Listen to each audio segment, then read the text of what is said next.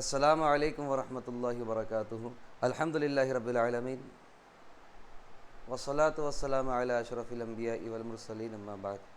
محترم و مکرم سامعین کرام، الحمدللہ رب العالمین، اللہ کے فضل و کرم سے، اس کی عطا سے، حبیب اکرم صلی اللہ علیہ وسلم کے صدقے طفیل، آج ہم قومی کونسل برائے فروغ اردو زبان کے تحت چلنے والی عربی زبان کی کتاب الدروس اللغۃ العربیہ للمبتدئین، اس کتاب کے سبق نمبر 13 کو پڑھنے جا رہے ہیں، جس کا عنوان ہے الدرس الثالث عشر، فعل ماضی معروف و مجہول محموز و معطل۔ آپ اس بات کو ذہن نشین کر لیں کہ اب تک ہم نے جتنے بھی فعل پڑھے ہیں وہ فعل صحیح ہے۔ اب ہم فعل معطل، کیونکہ سب کی قسم ایک ساتھ ہم نہیں دیکھ سکتے ہیں، سبق کے اختتام تک انشاءاللہ ہم پوری قسمیں دیکھیں گے، تو ان میں سے ہم سب سے پہلے فعل معطل لیتے ہیں۔ فعل معطل ایسے فعل کو کہتے ہیں جس کے حروف اصلیہ میں کہیں بھی حروف علت آئے۔ عربی میں حروف علت 3 ہے، الف، واو، یا، اور سمجھنے کے اعتبار سے اساتذہ کرام ان کو بیمار حرف کہتے ہیں۔ ان حرف کا تعلق یہ ہوتا ہے، یہ کہیں پر بھی گر جاتی ہے۔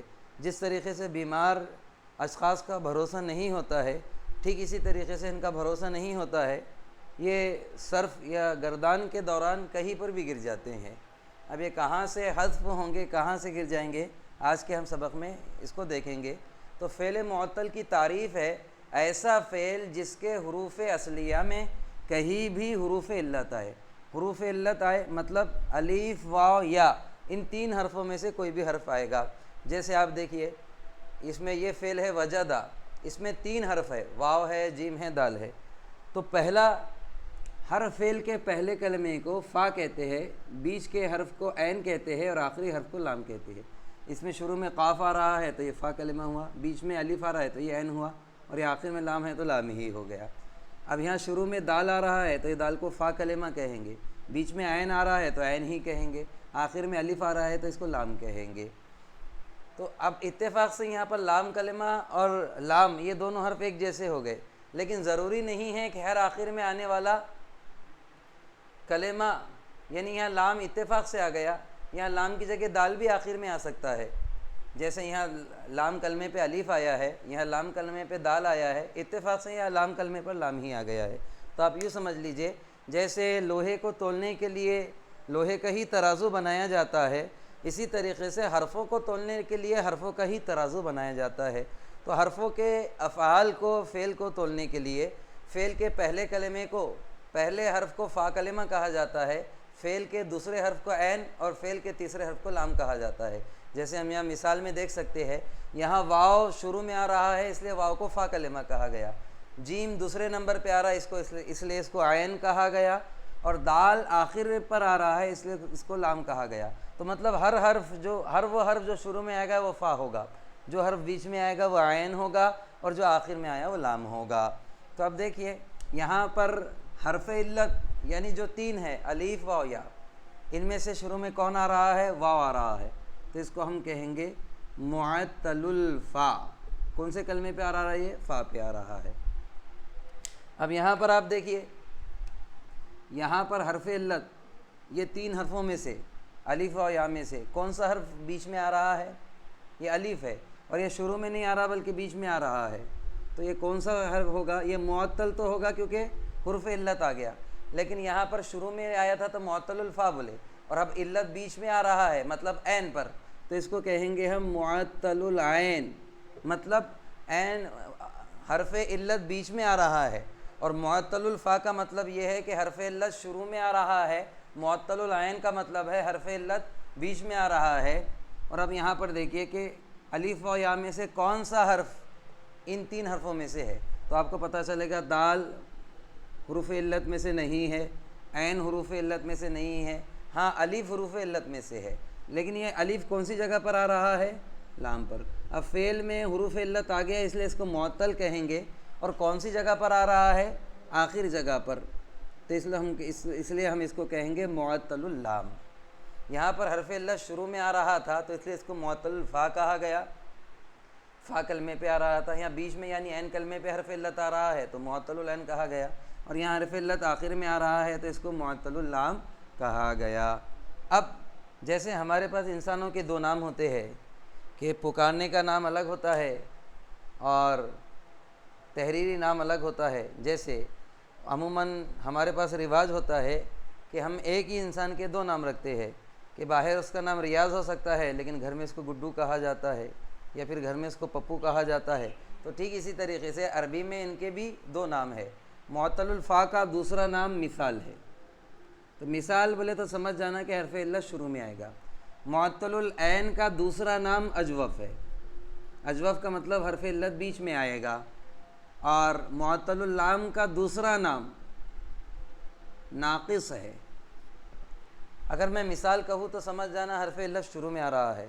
یہ ہماری مثال ایگزامپل نہیں ہوگی، مثال بولے تو حرف علت شروع میں ہوگا، اجوف بولے تو حرف علت کہاں پہ آئے گا؟ بیچ میں، اور ناقص بولے تو حرف علت کہاں آئے گا؟ آخر میں۔ یہ کچھ مثالیں ہیں، آپ اس کو لکھ لیجئے اور ذہن نشین کر لیجئے۔ اب دیکھیے میں نے فعل معطل میں جو گردان لکھی ہے تو وہ اجوف کی لکھی ہے، کیونکہ حرف علت یہاں پر بیچ میں آ رہا ہے۔ یہاں بیچ میں حرف علت کیا ہے؟ الف ہے، یہاں بھی بیچ میں حرف علت الف آ رہا ہے، تو یہ دونوں اجوف کی ہے۔ اب یہ اجوف کی گردان بنانے کے لیے کیا کرتے ہیں؟ اس کے مضارع کو دیکھتے ہیں، تو باع کا مضارع ہوتا ہے یبیعو، یبیعو مطلب اس میں حرف علت یا آ رہا ہے اور اس کا مضارع ہوگا یقولو، تو یہاں پر حرف علت واو آ رہا ہے، جیسا یہاں پر حرف علت یا آ رہا ہے، تو یہاں پر حرف علت کیا آ رہا ہے؟ واو آ رہا ہے۔ اب ہم اس کی گردان بنائیں گے۔ باع، وہ ایک مرد نے بیچا، اب میں اس کو الف لگا دوں گا، باع تو وہ دو مردوں نے بیچا، اس کے معنی ہوتے وہ ایک مرد نے بیچا،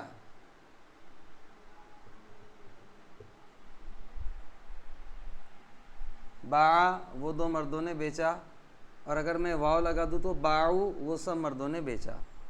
اب اس کے بعد ہو جائے گا یہ باعت وہ ایک عورت نے بیچا، باعتا وہ دو عورتوں نے بیچا، اور یہ باع تھا، جب ہم نون لگاتے ہیں یہاں پر، باع وہ ایک مرد نے بیچا، باع وہ دو مردوں نے بیچا، باعو وہ سب مردوں نے بیچا، باعت وہ ایک عورت نے بیچا، باعتا وہ سب عورتوں نے بیچا، اور ہنہ کے حساب سے جیسے ہم نون لگائیں گے تو یہ ساکن ہو جائے گا۔ تو اب یہ دو ساکن ہو گئے، یہاں پر الف بھی ساکن ہے اور عین بھی ساکن ہے، تو یہاں سے الف کو ہٹا دیں گے، یہاں سے الف کو، اب یہ بانا ہونا چاہیے تھا لیکن مضارع کے عین کلمے پہ یا آ رہا ہے، یہ یا کی نسبت سے ہم اس کو بعنا کر دیں گے، بعنا وہ سب عورتوں نے بیچا۔ اب یہ نون چھوڑ کے یہ دو حرف مطلب بیع ہر جگہ کامن رہیں گے، تو یہ ہو جائے گا بیعتا تم ایک مرد نے بیچا، بیعتما تم دو مردوں نے بیچا، بیعتم تم سب مردوں نے بیچا، بیعتی تم ایک عورت نے بیچا، بیعتما تم دو عورتوں نے بیچا، بیعتنا تم سب عورتوں نے بیچا۔ یہاں پر آ جائے گا بیعتو میں نے بیچا، اور بیعنا ہم نے بیچا۔ ٹھیک اسی طریقے سے اب ہم اس کی گردان بنائیں گے۔ قالا وہ ایک مرد نے کہا، قالا وہ دو مردوں نے کہا، قالو وہ سب مردوں نے کہا۔ اب میں اگلا کرتا ہوں، قالت وہ ایک عورت نے کہا، قالتا وہ سب عورتوں نے کہا، وہ دو عورتوں نے کہا، اور سب عورتوں نے کہا تو مجھے یہاں نون دینا پڑے گا۔ اب یہاں نون جیسے دوں گا تو یہ لام ساکن ہو گیا، اب لام ساکن ہو گیا تو دو ساکن ہو رہے، الف تو پہلے سے ساکن تھا اور نون نے لام کو ساکن کر دیا، تو یہاں سے الف نکال دیں گے، تو اب یہ ہو گیا تھا قلنا۔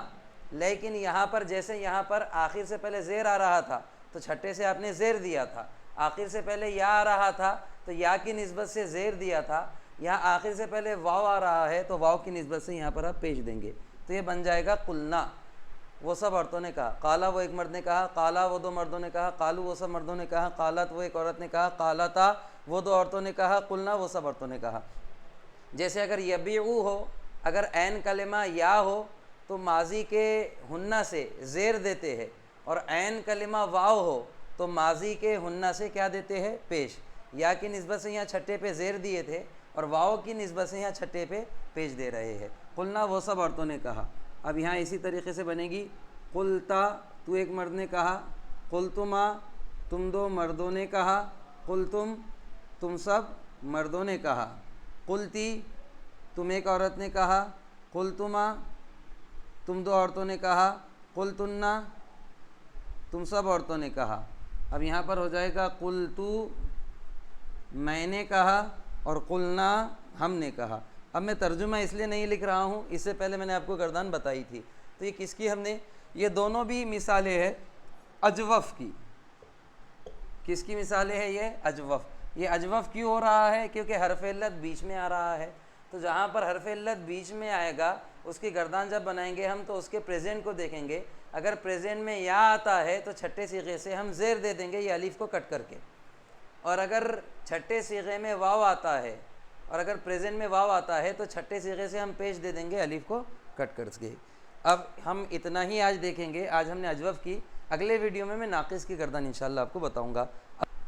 اب ہم سبق کی طرف آتے ہیں، تو آج کا ہمارا سبق ہے الدرس الثالث عشر، فعل ماضی معروف مجہول محموز و معطل۔ تو ہم نے معطل دیکھا، معروف اور مجہول میں آپ کو یہاں پر بورڈ پہ بتا دیتا ہوں، اور معروف انشاءاللہ آپ کو سمجھ میں آ جائے گا، لیکن ایک مثال میں آپ کو یہاں پر دے دیتا ہوں۔ معروف کہتے ہیں ایکٹیو وائس کو اور مجہول کہتے ہیں پیسیو وائس کو۔ جیسے میں بولوں زید نے سیب کھایا، زید نے سیب کھایا، تو کھانے والا کون ہے؟ یہاں پر فاعل زید ہے، اور کھایا کس کو جا رہا ہے؟ سیب کو، تو یہ مفعول ہو گیا۔ زید نے سیب کو کھایا تو زید فاعل ہو گیا کھانے والا، اور سیب کو کھایا جا رہا ہے تو مفعول۔ ایسا فعل جس میں فاعل اور مفعول دونوں آتے ہیں ایسے فعل کو معروف کہتے ہیں، اور ایسا فعل کہ جس میں فاعل اور مفعول نہیں آتا ہے صرف مفعول آتا ہے اس کو مجہول کہتے ہیں۔ جیسے کہ میں اگر کہوں سیب کھایا گیا، سیب کھایا گیا، یہاں پر سیب پر کام ہو رہا ہے تو اس لیے سیب کا ذکر ہوا، یہ مفعول ہے، لیکن یہاں پر فاعل بھی موجود تھا۔ لیکن دوسرا جملہ اگر آپ دیکھیں ہم سیب کھایا گیا، یہ پیسیو وائس میں، ایکٹیو وائس اور یہ پیسیو وائس، ایکٹیو وائس اور یہ پیسیو وائس۔ تو پیسیو وائس میں کیا ہوتا ہے؟ سبجیکٹ نہیں آتا ہے، فاعل نہیں آتا ہے، سیب کھایا گیا۔ اب یہاں پر آپ کو معلوم ہو رہا ہے کہ سیب کھانے والا کون ہے؟ زید ہے، لیکن اگر میں کہوں سیب کھایا گیا تو آپ کو یہ پتہ نہیں چلے گا کہ سیب کو کس نے کھایا۔ تو عربی میں اس کو لکھیں گے اکلا زید، کھایا زید نے، تفاحن، تفاحن، زید نے، میں ایک سیب کر دیتا ہوں، زید نے ایک سیب کھایا، اکلا زید تفاحن، زید کھانے والا پے سے سمجھ میں آ رہا ہے اور سیب کو کھایا گیا یہ زبر سے سمجھ میں آ رہا ہے۔ لیکن مجھے زید کو ہٹا دینا ہے اور انڈائریکٹلی بتانا ہے کہ سیب کھایا گیا، زید کا نام نہیں آنے دینا ہے مجھے، تو میں اس کو کیسا لکھوں گا؟ اکیلا، اکیلا بولے تو کھایا گیا، تفاحن، کیا کھایا گیا؟ سیب۔ اب یہاں پر پہلے جملے میں کھانے والا معلوم ہے اس لیے یہ ایکٹیو وائس ہو گیا، سبجیکٹ معلوم ہے، لیکن دوسرے جملے میں مفعول کا تو ذکر ہے کہ اس کو کھایا گیا، لیکن کھانے والا معلوم نہیں ہے، اس لیے اس کو کہیں گے، یہاں پر سبجیکٹ معلوم نہیں پڑتا اس لیے اس کو مجہول کہتے ہیں۔ مجہول کا مطلب یہاں پر فاعل کا معلوم پتہ نہیں چلتا ہے کہ فاعل کون ہے، اور معروف کا مطلب کہ یہاں پر فاعل کا بھی پتہ چلتا ہے کہ کام کرنے والا کون ہے۔ اب ہم سبق پڑھیں گے۔ صیدلی، وجدہ پایا، باع بیچا، دعا بلایا، اخذا لیا، سأل پوچھا، قرأ پڑھا، وصفا بیان کیا، یہ پرسکرپشن جس کو کہتے ہیں ڈاکٹر جو پرسکرائب کرتے ہیں، قال کہا، رما پھینکا، اکلا کھایا، ماذا کیا، یہ ورڈ کے میننگ میں آتا ہے۔ صیدلی میڈیکل فارمیسسٹ یا پھر میڈیکل والا، مذیع نیوز ریڈر جو نیوز پڑھتا ہے، طبیبۃ ڈاکٹر لیڈی ڈاکٹر، جوافۃ جام، کرۃ یا پھر کرۃ بال کو کہتے ہیں۔ اب یہاں پر ہے پڑھیے لکھیے اور ترجمہ کیجیے۔ پہلا جملہ دیکھیے، وجدہ حامد کتاباً، وجدہ پایا، حامد حامد نے، کتاباً کتاب کو۔ اب یہ معروف جملہ ہے، کیوں؟ کیونکہ یہاں پر کس کو پایا گیا وہ بھی بتایا جا رہا ہے اور پانے والا کون ہے یہ بھی بتایا جا رہا ہے۔ پانے والا حامد ہے اور کتاب کو پایا جا رہا ہے۔ وجدہ حامد کتاباً، پایا حامد نے کتاب کو۔ باع الصیدلی الدواء، باع کہ میں نے بیچا، الصیدلی میڈیکل والے نے، الدواء دوا کو۔ یہاں بیچنے والا بھی معلوم ہے اور جس کو بیچا جا رہا ہے وہ بھی معلوم ہے، اس لیے یہ معروف فعل ہے، فعل معروف ہے۔ دعا بلایا، محمود محمود نے، صدیقہ اس کے دوست کو۔ دعا محمود صدیقہ، بلایا محمود نے اس کے دوست کو۔ بلانے والا محمود ہے اور بلایا جا رہا دوست کو، اس لیے یہاں پر دوست پر زبر دیا گیا۔ اگر یہاں پر میں تھوڑا اس طریقے سے کر دوں کہ دعا بلایا اور محمودن کر دوں تو محمود بلانے والا نہیں ہوگا بلکہ محمود کو بلایا جائے گا، پھر یہ ہو جائے گا صدیقہ، یہاں پر ہو جائے گا بلایا محمود کو اس کے دوست نے۔ اور یہاں پر میں اگر اس طریقے سے کروں کہ دعا محمود صدیقہ، یاد رکھیے کہ اگر ایک پیش آ رہا ہے تو دوسرا ظاہر سی بات ہے کہ زبر ہوگا، اور اگر ایک زبر آ رہا ہے تو ظاہر سی بات ہے دوسرا پیش ہوگا، کیونکہ ایک ہی فعل میں دونوں فاعل نہیں ہو سکتے اور دونوں مفعول نہیں ہو سکتے، ایک فاعل ایک سبجیکٹ ہوگا اور دوسرا مفعول یعنی آبجیکٹ ہوگا۔ تو یہاں پر اگر محمود پہ زبر دو تو مطلب یہ ہوگا کہ محمود کو بلایا جا رہا ہے، اور جب محمود کو بلایا جا رہا ہے تو بلانے والا اس کا دوست رہے گا، اور محمود پہ پیش دے دوں تو محمود بلانے والا ہو جائے گا سبجیکٹ، اور جب یہ سبجیکٹ ہوگا تو یہ آبجیکٹ یعنی یہ مفعول ہو جائے گا، پھر دوست کو بلایا جائے گا۔ تو یہاں پر بلانے والا محمود ہے، کیوں؟ کیونکہ اس پہ پیش آ رہا ہے۔ اگر محمود پہ زبر آتا تو پھر محمود بلانے والا نہیں ہوتا بلکہ محمود کو بلایا جاتا، اور کس کے ذریعے؟ اس کے دوست کے ذریعے۔ تو یہاں پر بلانے والا محمود ہے اس لیے محمود پہ پیش دیے۔ دعا محمود صدیقہ، بلایا محمود نے اس کے دوست کو۔ اخذ الطالب مرسامن، لیا طالب علم نے پینسل کو۔ سأل التلمیذ المدرس، پوچھا طالب علم نے مدرس سے۔ اب دیکھیے اس کو بھی بدلا جا سکتا ہے، اس صیغے کو بھی بدلا جا سکتا ہے، کوئی بھی کسی سے بھی پوچھ سکتا ہے، صرف علامتوں کا اور حرکتوں کا فرق ہے۔ سأل کے معنی کیا ہوں گے؟ سأل التلمیذ المدرس، سأل کے معنی پوچھا، اور یہ پیش سے نے کا ترجمہ ہوگا اور یہ زبر سے کو کا ترجمہ ہوگا، یا کو یا پھر سے۔ اب یہ ذہن میں رکھیے، پیش سے نے کا ترجمہ اور زبر سے کو یا سے۔ اب ٹھیک اسی طریقے سے میں دوسرا جملہ لکھتا ہوں، سأل،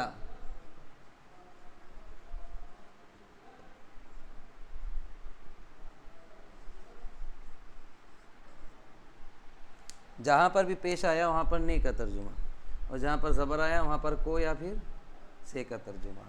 تو اب یہ ہوں گا سألہ کے معنی تو کامن ہے کہ پوچھا، سألہ کے معنی کیا ہے؟ پوچھا۔ اب یہاں پہلے پوچھنے والا کون تھا؟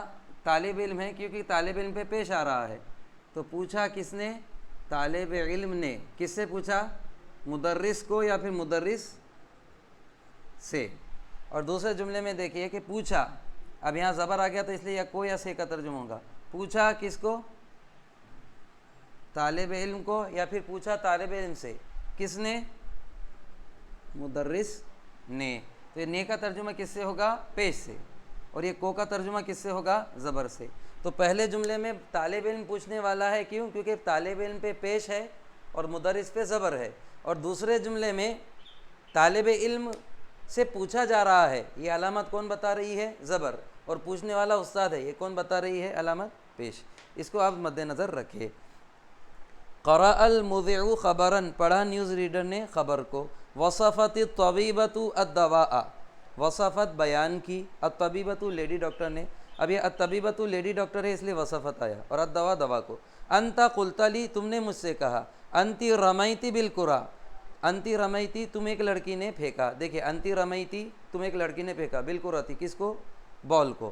انا اکلت الجوافۃ، میں نے کھایا جام کو۔ اب یہ اوپر کی قسمیں یہ جتنے ہیں یہ معروف ہے، اب نیچے جتنے آ رہے ہیں وہ مجہول آ رہے ہیں۔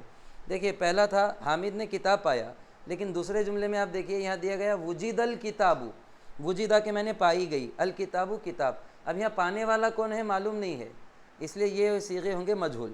بیعت دواء، دوا بیچی گئی، اوپر تھا کہ میڈیکل والے نے دوا بیچا، اور نیچے کہہ رہے ہیں کہ بیعت دواء، دوا بیچی گئی۔ دعی الصدیق، دوست کو بلایا گیا، اوپر کیا تھا کہ محمود نے اپنے دوست کو بلایا، اور نیچے دے رہے ہیں دوست کو بلایا گیا۔ دعیہ بلایا گیا، الصدیق دوست۔ اخذ المرسام، لی گئی پینسل۔ سئل المدرس، مدرس سے پوچھا گیا۔ قرئ الخبر، خبر پڑھی گئی۔ وصف الدواء، دوا بیان کی گئی۔ قیل لی، مجھ سے کہا گیا، اوپر تھا انت قلت لی، تم نے مجھ سے کہا، پوچھنے والے تم تھے، اور یہاں پر کیا کہا جا رہا ہے انڈائریکٹ کے طور پر کہ مجھ سے پوچھا گیا، مطلب قیل لی، مجھ سے کہا گیا۔ رمیت الکرۃ، پھینکا گیا بال کو، اوپر تھا کہ تم لڑکی نے بال کو پھینکا، اور نیچے دے رہے ہیں کہ بال کو پھینکا گیا۔ اکلت الجوافۃ، جام کو کھایا گیا۔ اب ہم گفتگو لیں گے ہم المحادثہ۔ من ھذا، من ھذا، یہ کون ہے؟ ھذا صیدلی، یہ میڈیکل والا ہے۔ من ھذا، یہ کون ہے؟ ھذا مذیع، یہ نیوز ریڈر ہے۔ ماذا عملت الطبیبۃ، کیا کیا لیڈی ڈاکٹر نے؟ الطبیبۃ وصفت الدواء، لیڈی ڈاکٹر نے پرسکرائب کیا یا پھر بیان کیا، دوا کو تجویز کی۔ من رما بالکرۃ، کس نے پھینکا بال کو؟ من رما، کس نے پھینکا؟ بالکرۃ، بال کو، اور ملا کے پڑھے تو ادغام بلا غنہ کے ذریعے مر رما، مر رما کس نے پھینکا؟ بالکرۃ، بال کو۔ انتی رمیتی بالکرہ، تم لڑکی نے پھینکا بال کو۔ اگر انتا آتا تو رمیتا آتا، انتا رمیتا تم آدمی نے پھینکا، اور انتی رمیتی تم عورت نے پھینکا بال کو۔ یہاں پر ہمارا سبق ختم ہوا۔ اگلے جملے میں اگلے ہماری جو ویڈیو آئے گی انشاءاللہ فعل معروف اور فعل مجہول پر تفصیلی آئے گی، اور اگلی سبق کے بجائے ہم معطل کی تینوں قسمیں، معطل کی تینوں مثال، اجوف، ناقص، انشاءاللہ ان تینوں افعال کی گردان ہم مکمل کریں گے۔ اللہ تبارک و تعالیٰ سے دعا ہے کہ ہم کو اس کو سمجھ کر، یاد کر کے عربی زبان کو صحیح طور پر بولنے، اس کو سمجھنے کی، اور اس کے ذریعے قرآن و حدیث کو سمجھنے کی توفیق عطا فرمائے۔ السلام علیکم ورحمۃ اللہ وبرکاتہ۔